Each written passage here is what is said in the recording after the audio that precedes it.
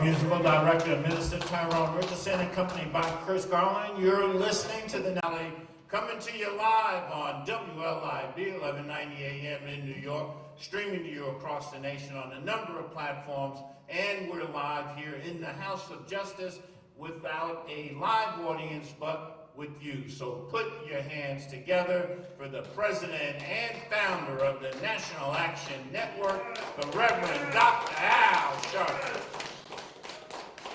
Good morning, and thank you, Attorney Michael Hardy, and those of us doing the broadcast without an audience this morning, and to you that are listening live on 1190 WLIB AM in New York, and for you watching live stream around the country at www.nationalactionnetwork.net, and we'll be live in 7 minutes on Impact TV Worldwide. We're happy to be with you another Saturday where the action is, and we are glad again to give our report on the action, thanking our Congressman Adriana Esbiat for being with us this morning, giving us a briefing on what is going on, and he is going to be helping us with our food distribution as he's been doing sites all over the Bronx and in Washington Heights and Harlem, and I'll be joining him this week. He's joining us today at the House of Justice at 12 noon. We will start giving out our pre-packaged food. I believe we have now done it for over 3 weeks. 30 days officially today. And we've been doing it here as well as our 2 sites in New Jersey at National Action Network, Newark Tech, under Reverend Steffi Bartley, at our Newark Tech Center in Irvington, and we started this week in Los Angeles at our Los Angeles office, Detroit, and our offices in Miami. So we are doing this nationwide as long as needed, and we'll be announcing an expansion where CARE is now going to be involved. So we're doing this because people need it. Let me say by way of announcements before I get into anything else, we are very proud and happy to announce that our co-liaison from the local chapter to the National Action Network, Minister Stephen Marshall, and his wife just this morning brought into the world a new baby boy. And we welcome to the world Justice Ruby Marshall, it's a girl, Justice Ruby Marshall. Justice Ruby Marshall she was born this morning. So even in a pandemic, God bring new life. Even as sometimes I see when we walk down streets and you see concrete that has broken, and you see a blade of grass growing through, even in the midst of a concrete street. God has a way of bringing life in the midst of destruction and turmoil, and we pray for young Justice as she enters this world with 2 very active parents. Happy to have Kareem Kamara, our brother, we've known down through the years, has served in the legislature, served the state, pastors of Abundant Life Church in Brooklyn. And let me say, as we move on, I've been on the phone all morning dealing with various issues around the country. And one businessman, and I'm going to get into that in my message, was saying to me that it's very dire what we are facing, and it is sometimes depressing. One of the things, a lady that wrote a book on the Spanish flu, as they called it, said that one of the things that happened after the flu that you must be mindful of as we come out of this pandemic is that a lot of people went into states, long periods of depression.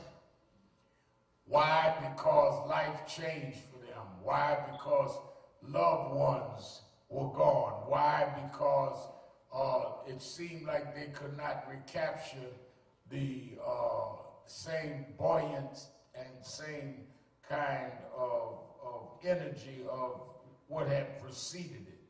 But the reason why some of us are stable even in the midst of all of that is because our center and our base is not where everybody else's are. A lot of people panic because they feel like they are in this by themselves. It's easy for you that are home alone, a home with just immediate family, to feel like you're alone. But I know I'm never alone. I know that even in the midst of the storm, that if God's eyes is on the sparrow, I know he watches me. When you know that even the little sparrow, God can find, I know that God can find me. So in the midst of the pandemic ongoing, his eyes is on the sparrow. Why should I feel discouraged? And why should the shadows come? And why should my heart be lonely and alone for heaven and home? When Jesus is my portion, a constant friend is he. His eye is on the sparrow, and I know he watches over me. I say, because I'm happy. Oh, I'm free. Because I'm free.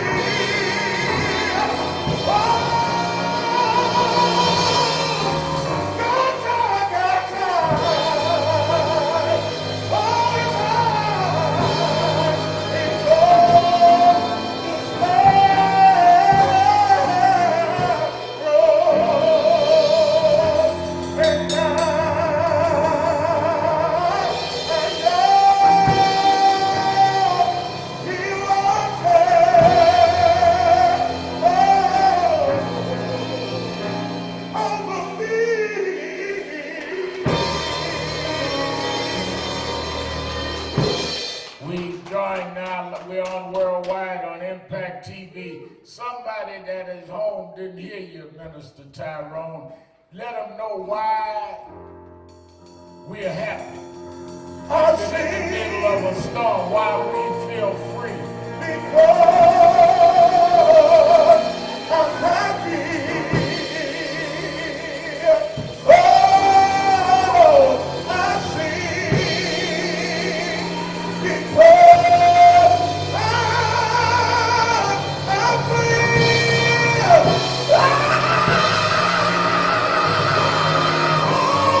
God,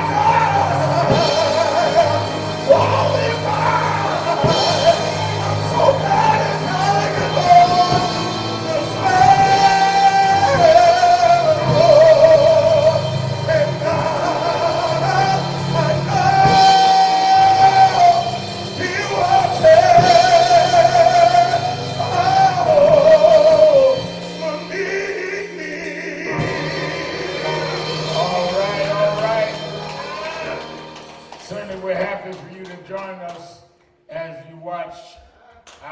weekly broadcast at National Action Network, Saturday Action Rally, and certainly you that are watching now around the world on Impact Television. Let me also invite you to make sure that you join us on Sunday. Sunday at 7 o'clock will be our monthly virtual town hall around this coronavirus pandemic. And this Sunday night, our second town hall, thousands was with us on the first one. This Sunday night, we will have the virtual town hall will be, our guest will be Senator Cory Booker and Dr. Andre Perry, who is a fellow at Brookings Institute. We'll be talking about what is the breakdown of the stimulus package and those businesses and those monies coming to individuals and where we are health-wise. You need to go to www.nationalactionnetwork.net and sign up to be a part of that town hall. It will be a webcast. You can ask questions because many people don't know what is going on. You have such confusion. Some states are now opening up some businesses. You have the president telling you to use, I don't know what he might come up with next, but he's got folks using all kind of disinfectants. Like that means something, and put light in. So we want you to be part of this virtual town hall to raise your questions. Senator Booker and us, I'll be hosting it 7 to 8:30 on Monday night. And we want those numbers in the thousands. Go to www.nationalactionnetwork.net, www.nationalactionnetwork.net right now, and sign up to be part of our virtual town hall meeting with myself and Senator Booker and Dr. Perry. While you're at nationalactionnetwork.net, we are starting the pre-orders on my book. I have a book coming out a few weeks called Rise Up, America at the Crossroads. And I started writing it late last year because I feel that America is choosing paths this year. We have the path that we had started in our struggle many decades ago toward bringing human rights and civil rights and women's rights and immigration rights and other rights in a more humane way. And we had traveled down that path.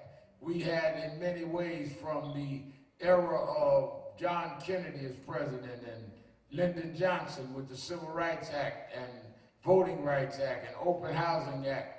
And even through the years of Nixon and Reagan and Bush, we kept pushing down that path. And ultimately, Barack Obama became president, and we got the Affordable Care Act and other things.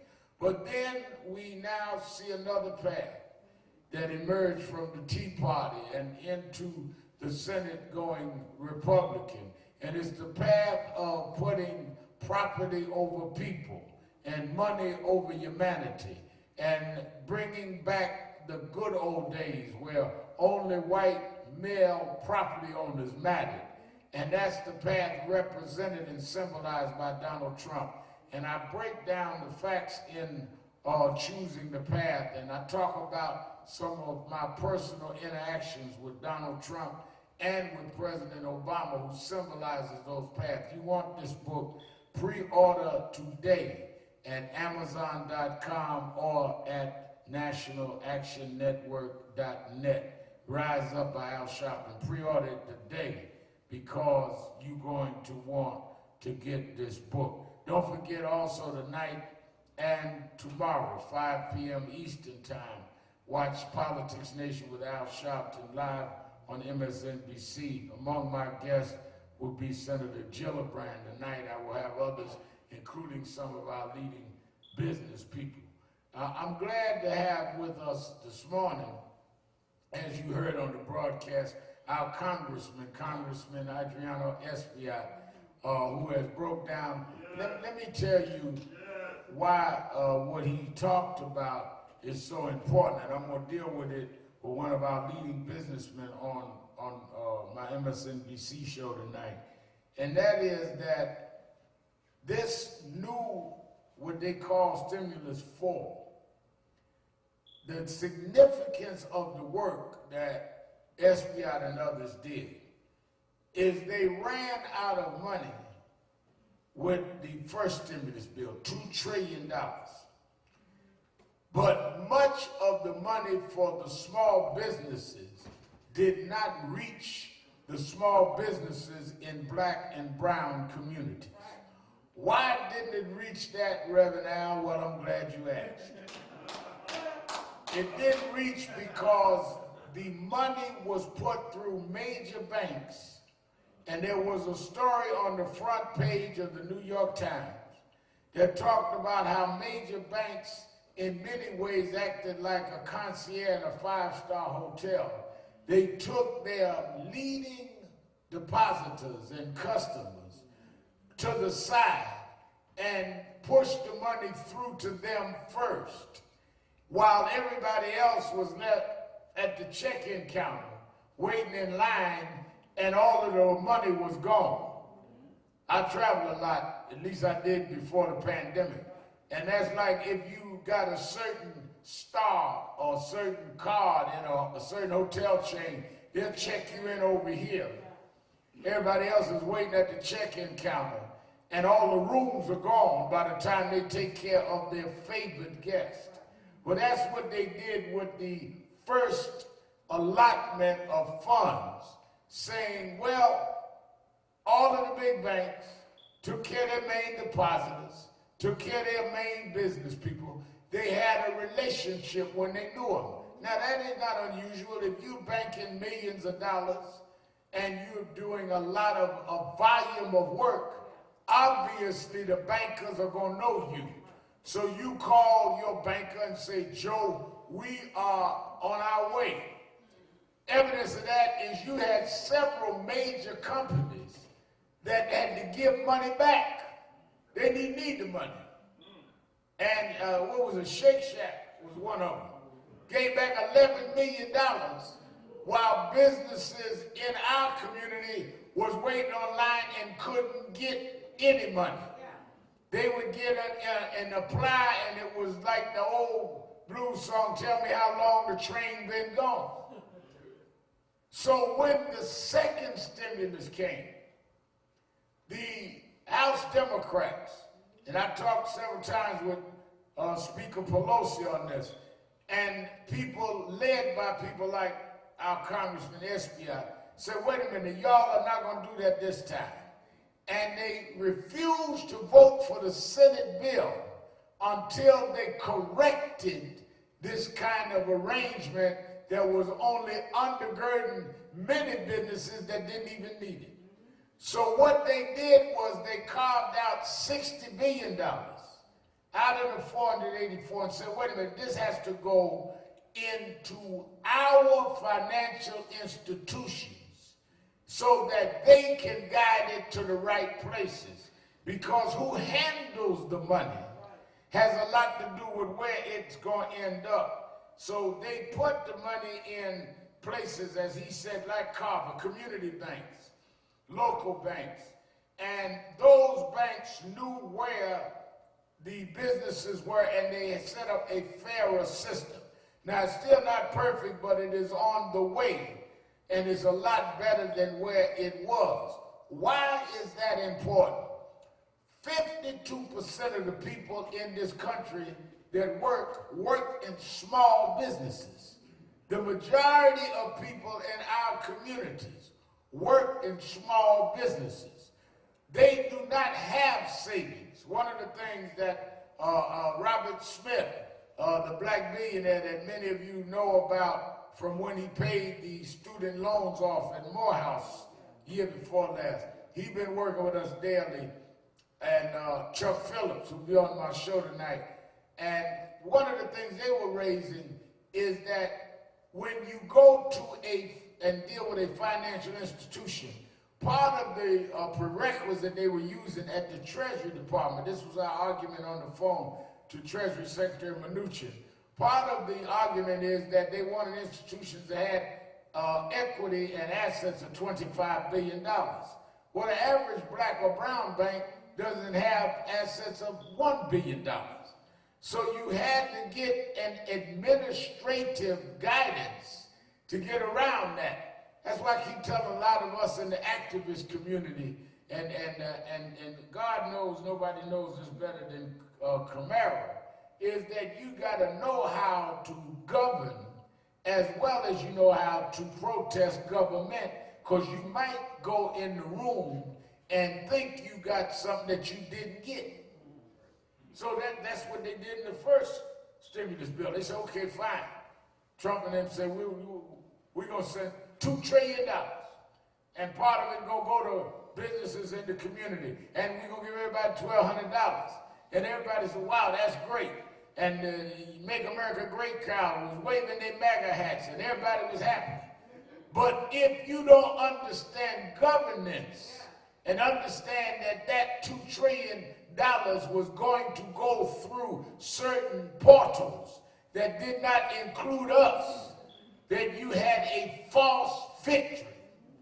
That is why you got to be very much involved on multi-levels, where yes, we protest, nobody do more than NAN, but we also deal with who we're going to elect, and we also deal with who's going to be in those positions of power, because the Treasury Secretary is as important as anything else, because they're going to do the guidelines. That's why Mnuchin could back up on y'all getting your $1,200 until Donald Trump put his name on your check. Oh, y'all think I'm cracking jokes? They did that. Donald Trump had them delay sending out the checks till his name was on the check. One lady called my radio show and said, since he like his name on everything, we ought to call it the Trump pandemic. Name it after him. Because if he had moved in January when they told him that this was dangerous, maybe we would not be dealing with 51,000 deaths in this country. And just like some of our conspiracy theorists in our community, they'll run around talking about black folk don't get coronavirus. And now we find out that a disproportionate amount of blacks and browns have died to whites. But y'all run around here in February talking about black folks don't get coronavirus,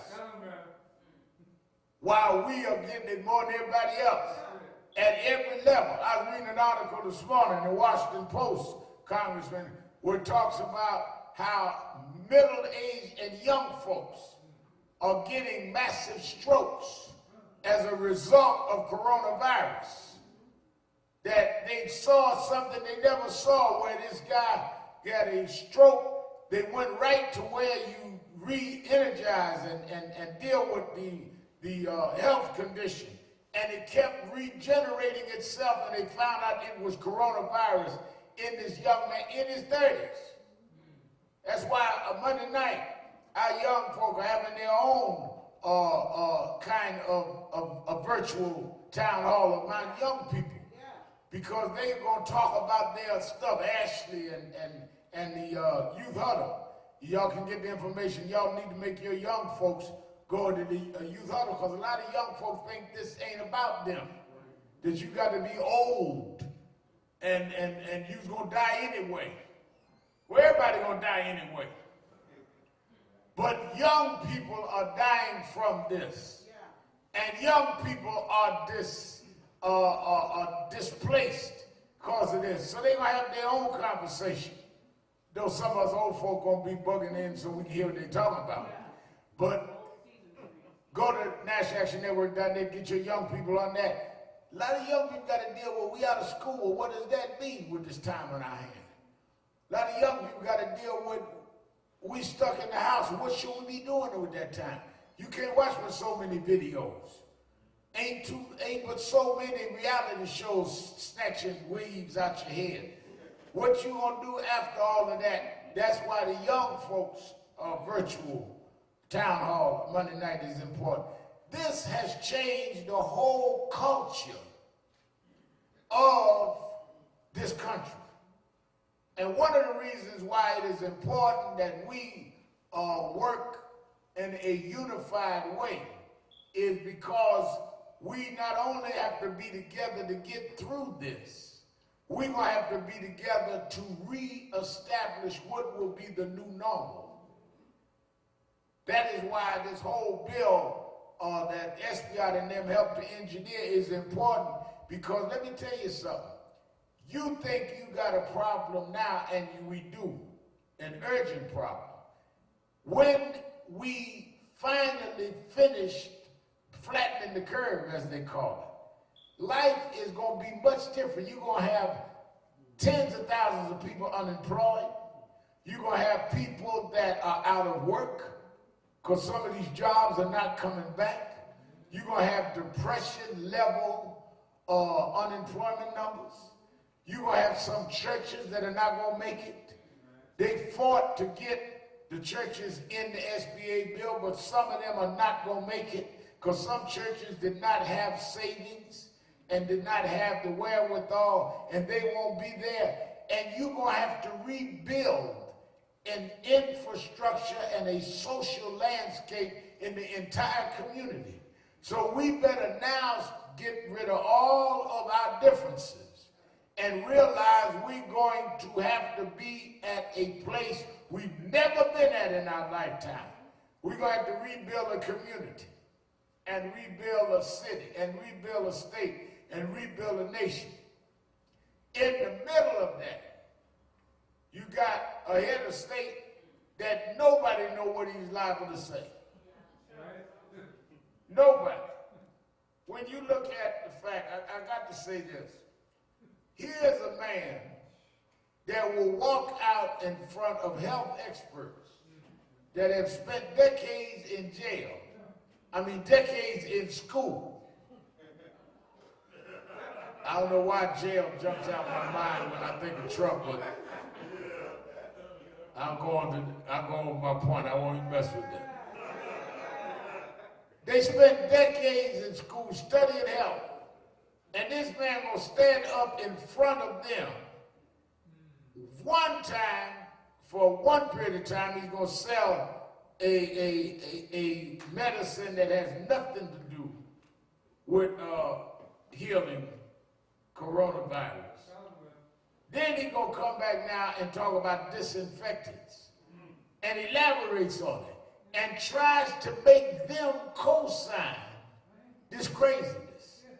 And I was looking at the TV because I've got to watch all these things because doing radio every day and my Positive Nation show on the weekends, I got to stay on top of what's going on, so I'm forced to watch Trump. I don't really want to, but I have to watch so I can know what I'm talking about and what my guest is talking about. So I brace myself and make myself just watch it.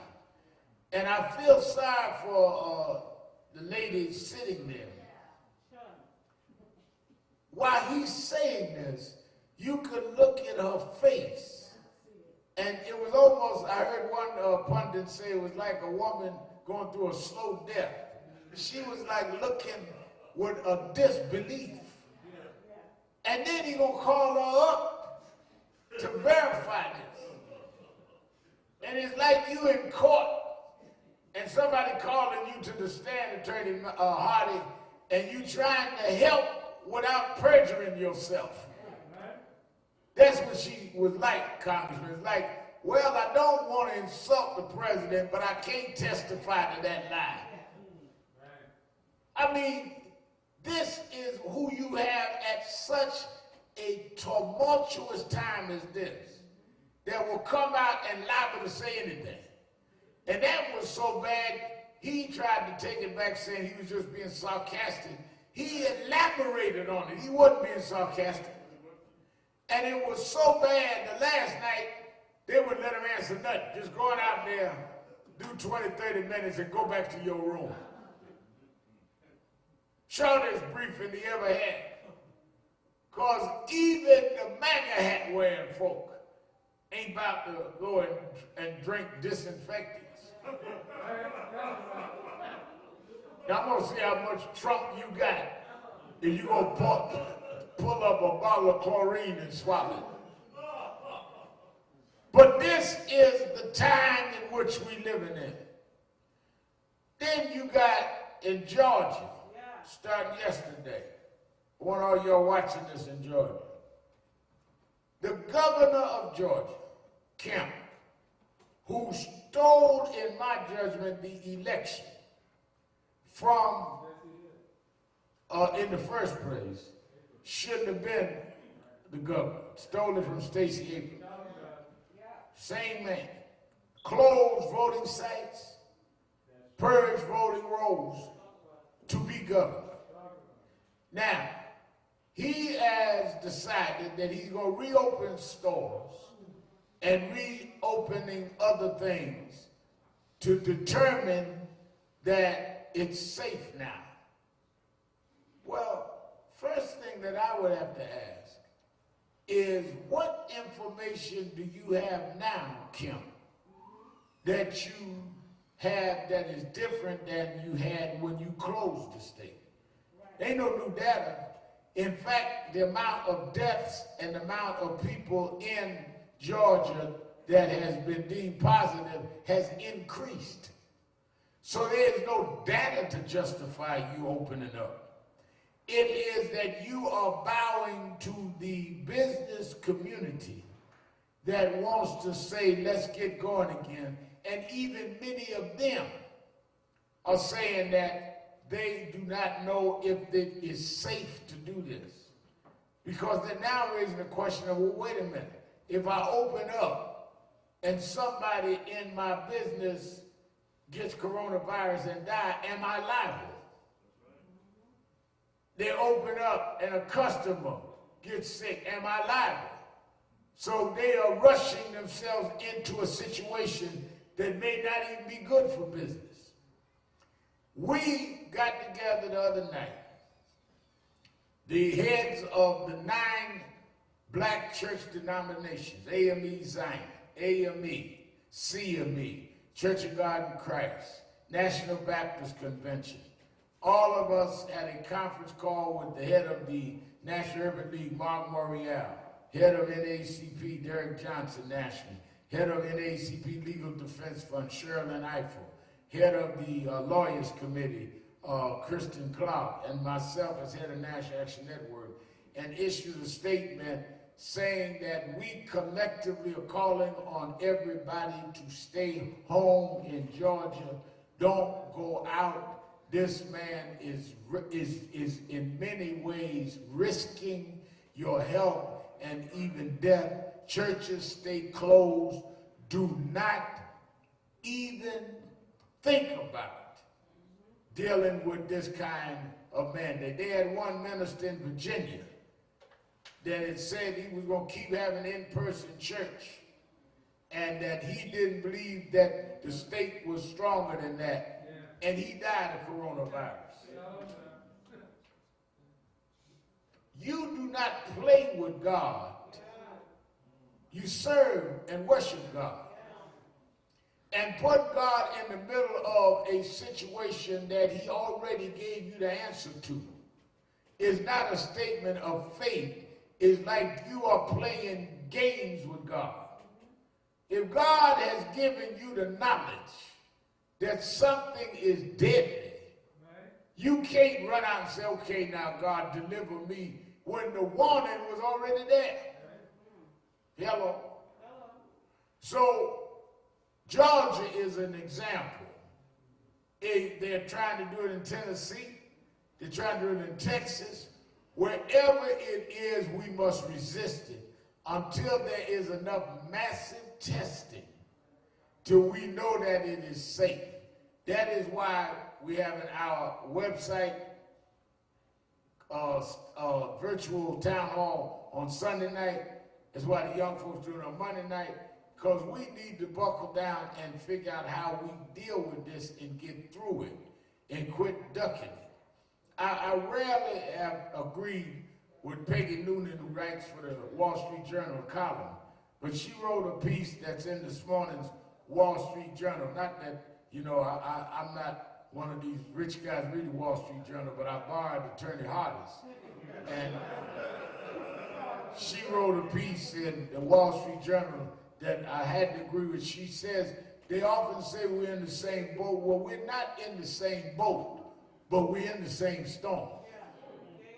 Some of us in yachts, some of us in ocean liners, some of us on rafts, some of us just holding a raft in the water. We're not all in the same boat, but we're in the same storm. And we're going to have to come out this storm together. Because this ain't a storm that's on the poor side or the rich side or the middle class side. It's one storm. And in this storm, the kind of boat you in don't matter. Because all boats and shafts and rafts is going to go under if we don't find a way to come together and get through the storm. Let me say this, and I'll finish up my message for the week. The election. New York has a June primary. Other states have moved back. It is time that we prepare now. And I know that the Democrats in the House, Speaker Pelosi was telling us, is preparing and trying to put more money into preparing for a mail-in election. Now, we cannot get prepared for that and start talking about that in September. We need to prepare and start talking about that now. Because if we are not careful, we will end up in a situation where they will say we are ill-prepared, got prepared too late, and try to delay the election and therefore prolong the question of the Trump presidency. Let's be real clear. Now, one of the threats to a mail-in election is that this president has been campaigning against the Postal Service. The Postal Services have said that they're going to run out of money in months.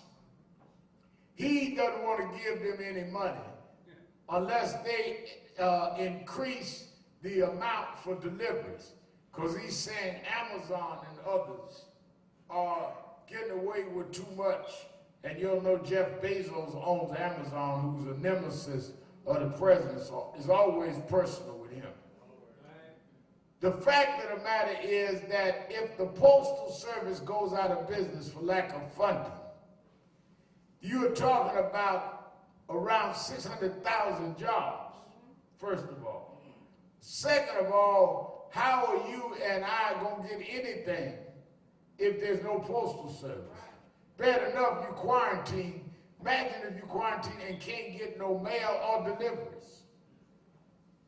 Most folks now that are living of a certain level get all of their stuff delivered.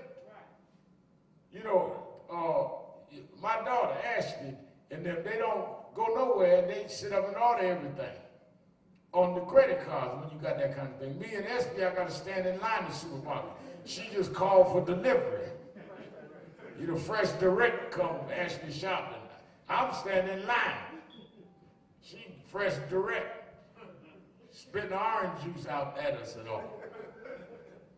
What I'm saying is this threat of the Postal Service will cause jobs, will cause our lifestyle, and it will stand in the way of a mail-in election. So when you hear Trump talking about all this stuff, all of that has to be factored in. At the same time, this story, front page New York Times today, about Biden choosing a black woman for a running mate. And I've said that I would prefer a black woman. But don't let them bait you into beating down your side. Porter said to me, Red Mal, you like Stacey Evans? I said, yes. You like Kamala Harris? Yes. You like Biden? Yeah. Now, if they don't choose one of them, Will you not support? No, don't put it. That's how you got Trump in the first place. We can state our preference, but do not let them put you in an ultimatum so that you turn off people so there's enough left to vote and put Trump back in. That is where they're going to go. Where they're going to go is they're going to try to turn this into an ultimatum so that they can, no matter what way Biden go, use that to say Biden crossed us, therefore we want Trump. I might have preferred somebody else in the primaries. But if my preference lost, you go with who's left. So I'm warning y'all up front. I love Stacey. And I love Kamala. I love all of them. But I want to see us choose the right path and to get back on course. And don't get tricked. You fool me once, that's on you. Fool me twice, that's on me. You fooled us in 16. We're not going for that. In 2016 was the first presidential election in 20 years that the black vote went down. 1.5 million less blacks voted in 16 than voted in 12. 1.5 million. I'm not talking about guessing, I'm giving you the facts. 1.5 million more voted for Obama's re-election than voted in 20 for Hillary. A lot of that was some paid operatives working in the black and brown community, talking about this and that with Hillary. And they were able to marginally flip the election. Don't forget now, Hillary Clinton lost Michigan by 12,000 votes. Just 12,000. I know 3 churches that could have won that. One lost Wisconsin by just a few thousand votes. And Pennsylvania, we could have got them votes in Philadelphia. A lot of that was their campaign didn't work it right. A lot of that is they didn't get on the ground. But a lot of that was that there was cynicism that was being promoted. And they're starting it right now. Guy called me on my radio show, Congressman, Red Mal, you for reparations. Yes. I said, not only am I for it, I asked every candidate. We had every candidate at our convention last year and asked them on the record. They all committed. He says, yeah, well, I don't know about all this voting, or the Democrats ain't done nothing for us. I said, let me ask you something. Do you work for Trump? What do you mean? Start stuttering. I said, because how you gonna call me and talk about reparations and in the next breath talk against voting? How you gonna get reparations unless we elect folk that's gonna give us the reparations? I mean, talk to me like I got good sense. Who gonna give the reparations if you ain't gonna vote for somebody that's about reparations? So really you trying to use reparations as a wedge to stop folk from voting rather than as a policy to establish. That's why we got to separate the nonsense. Yes, I believe in reparations, and I believe in putting people in office that believe they must repair the damage done to us for the last 400 years. Indeed. Not one or the other, it's both and. That is why, as I look at this, in all this turmoil, one of the things I was on the phone yesterday morning and last night, Reverend Jesse Jackson called me, and both times he said, Al, let's pray. And we and him prayed together on the phone. I said to him, one of the things that we got to pray for is discernment. You got to be able to see through the storm. I'd rather be in a storm looking clear through the fogs, through the clouds, through the storm, than to be in somewhere that is clear and I have foggy eyesight. Some of y'all can't see clear even in a clear day because your eyesight is foggy. You got all kind of foolishness and craziness in your head. I'd rather be clear-minded and clear-sighted in the midst of turmoil than to be in the midst of peace with a tumultuous vision and headspace. That's why in the Bible, Ezekiel had a vision where he brought Ezekiel up. Now, a lot of y'all don't realize Ezekiel, this was a vision he had. This wasn't a situation. You can't go over to the Holy Land and find the valley of dry bones. This was a vision that God brought Ezekiel up into a valley of dry bones in this vision. And first of all, you got to ask yourself, why did God choose Prophet Ezekiel to show him that? Well, he was showing it to Ezekiel because he wanted Ezekiel, who was condemning the wayward behavior and the backward behavior and the backsliding behavior of the people of Israel. He wanted him to be able to speak with power and anointing. So he showed him this valley of dry bones. And he said, can these bones live? Riding around New York, says can't travel nowhere. Times Square, nobody there. Look like a ghost town. Ride around in our communities, nobody there. Some of us that do essential work with feeding the hungry, get on subways, they all empty. Nobody there. Can we bring life back? Can these bones live? How does the energy come back? Well, Ezekiel asked that question in the valley of dry bones. Can these bones live? And his answer was, thou knowest.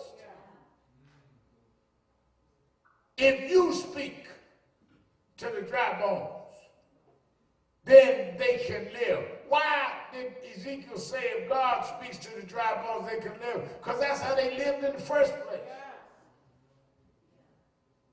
You did not give yourself life.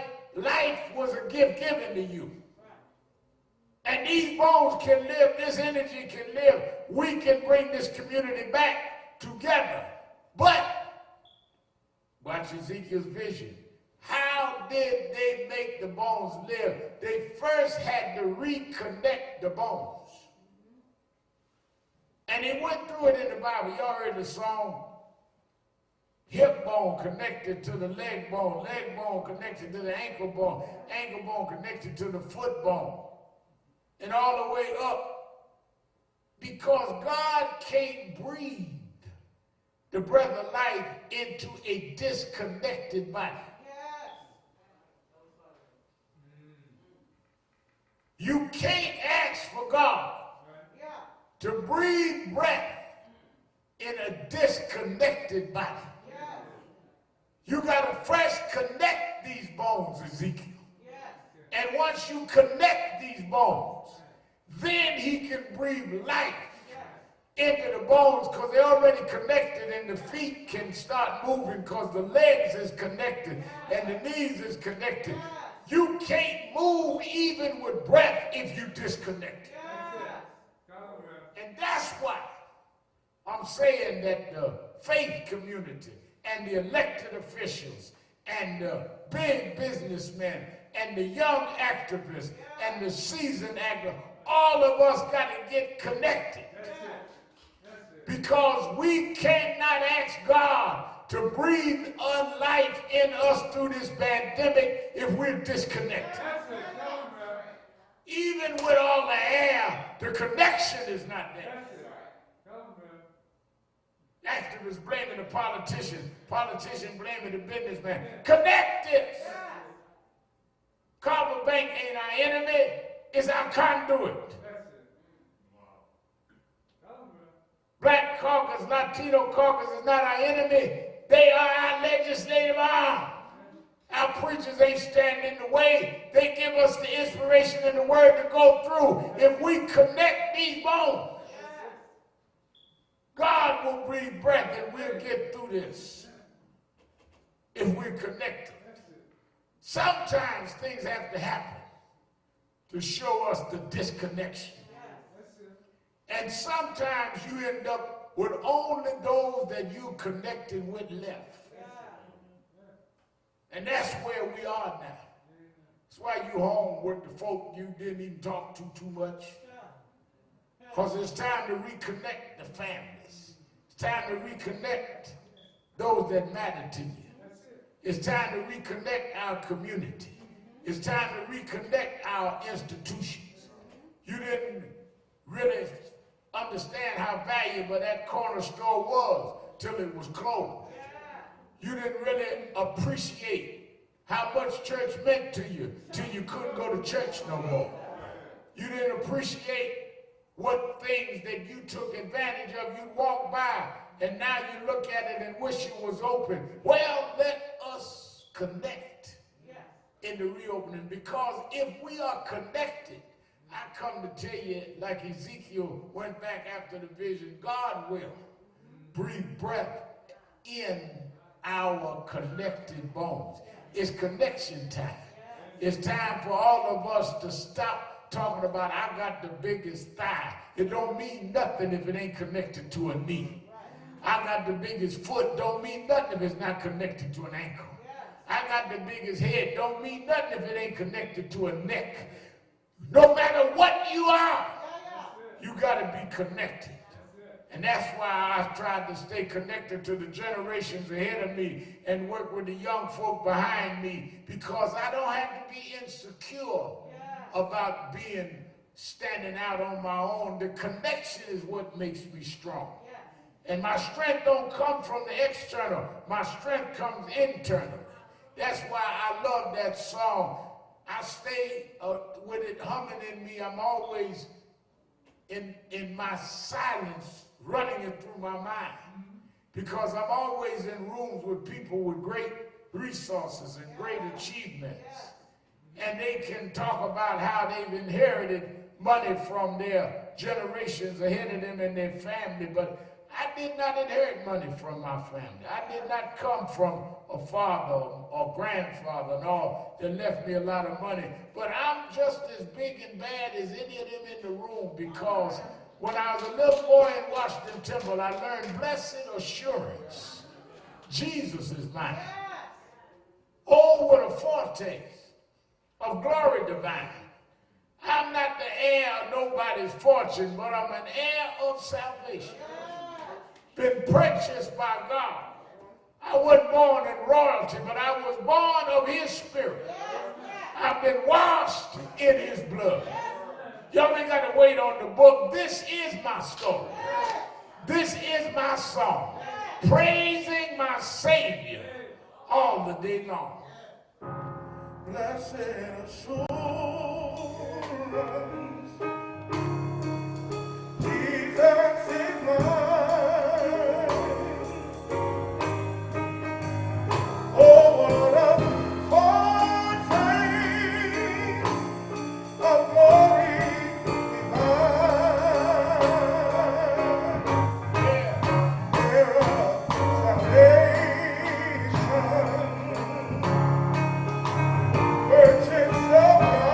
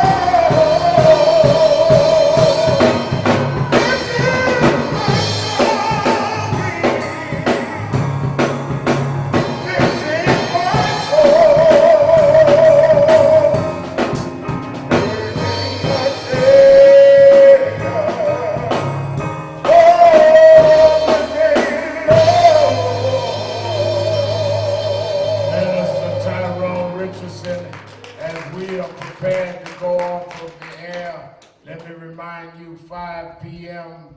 Eastern Time. Watch Politics Nation with Al Sharpton. We'll be live on MSNBC 5 o'clock today and 5 o'clock on tomorrow. Also, don't forget that on Sunday, 7 o'clock, Sunday at 7 o'clock, be part of our virtual town hall meeting. Senator Cory Booker and others, and I'll be answering your questions and giving information. Go to www.nationalactionnetwork.net so you can sign up to be part of the virtual town hall meeting. And while you're there, pre-order my book coming out in several weeks, Rise Up by Reverend Al Sharpton, Which Road? The Crossroads in America. You can get it at Amazon.com or at nationalactionnetwork.net. And don't forget to pre-order. Let us be safe. Let us be conscious. Let us connect and be prepared not only to survive the worst pandemic in our lifetime, but let us be prepared to rebuild and make dry bones come to life again when this is over. Let us know that if we connect these bones in our community, that God will breathe the breath of life and we will see life again. It may not be the old normal, but there'll be a new normal, more equal, more fair, and more just. May God bless you and strengthen you. We will be starting at 12 noon, giving out prepackaged food right here at the House of Justice and other places. You pray for us and work and support us. Thank you. This is my story.